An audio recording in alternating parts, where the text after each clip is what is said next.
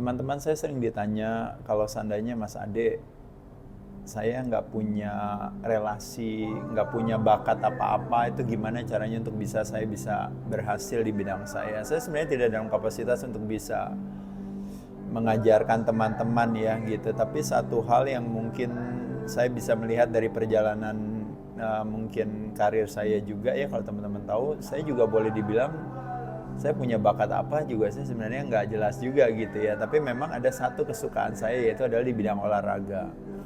Ada satu keyakinan yang mungkin saya miliki dari zaman dulu, yaitu adalah bahwa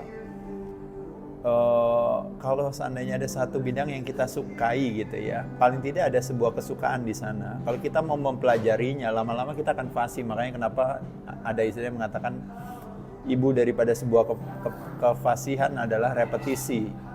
Repetition is a mother of skills.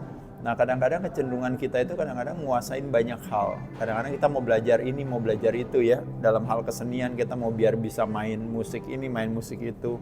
Olahraga, kadang semua olahraga maunya dikuasai. Kenapa nggak kuasai satu olahraga dan kita tekuni itu? Jadi kalau istilahnya, kalau zaman dulu Bruce Lee pernah mengatakan katanya, saya tidak takut sama orang yang bisa 1000 jurus gitu, tapi saya takut dengan orang yang hanya punya 1 jurus tapi setiap hari dia latihan 1000 kali gitu ya. Mungkin kurang lebih kira-kira seperti itu. Saya hanya cuma mengatakan pada teman-teman,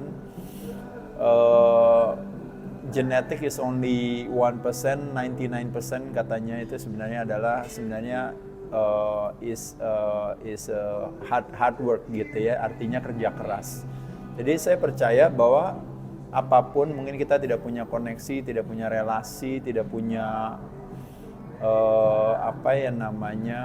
akses gitu ya untuk bisa mendapatkan privilege dalam hidup itu. Tapi kalau kita kuasain satu bidang ya teman-teman, dan kita stick fokus di sana. Jadi ada istilah yang mengatakan bahwa, yang saya sering katakan sama teman-teman, salah satu kunci sukses itu adalah yang disebut namanya monotoni. Monotoni itu artinya monoton, itu aja, kelihatannya membosankan. Dalam setahun 2 tahun kok dia lagi, itu lagi terus yang dilakukan. Tapi ketika kita terus-menerus melakukan hal itu, makanya apa yang terjadi teman-teman? Akhirnya menjadi legendary gitu kitanya gitu ya. Kelihatannya awalnya membosankan, tapi akhirnya menjadi ikonik apa yang kita lakukan gitu. Nah, jadi menurut saya teman-teman jangan pernah kecil hati ya untuk beranggapan adalah bahwa seolah-olah pelemahan hati yang ada gitu di dalam diri kita, saya nggak bisa apa-apa dan sebagainya. Teman-teman cari aja satu yang kita senangi, kita kuasai. Apakah itu hanya cuma sekedar memasak, apakah itu hanya sekedar memainkan sebuah instrumen, apakah itu hanya sekedar cuma pemahaman tentang aktivitas olahraga, atau mungkin bidang-bidang tertentu di IT misalnya teman-teman senangnya apa gitu, atau mungkin teman-teman ada yang cuma potong rambut aja gitu, atau ada teman-teman senang untuk membuat sebuah prakarya gitu, kegiatan tertentu. Apapun saya rasa sih teman-teman ya bidangnya gitu ya, teman-teman kuasain gitu. Panco sekalipun gitu teman-teman nggak kuat yang lainnya, cuma kuasain panco. Dan kalau bisa ini tangan, ibaratnya pokoknya nggak boleh ada orang yang jatuhin tangan saya. Ini udah cuma satu-satunya resources atau sumber daya atau kemampuan yang saya miliki. Saya boleh kalah kaya, saya boleh kalah ganteng atau kalah cakep, saya boleh kalah pinter gitu, tapi jangan pernah saya kalah di meja panco. Karena ini adalah udah satu-satunya istilahnya resources yang saya miliki, karena saya setiap hari latihan si forearm tangan ini untuk saya bisa kokoh kuat di meja panco.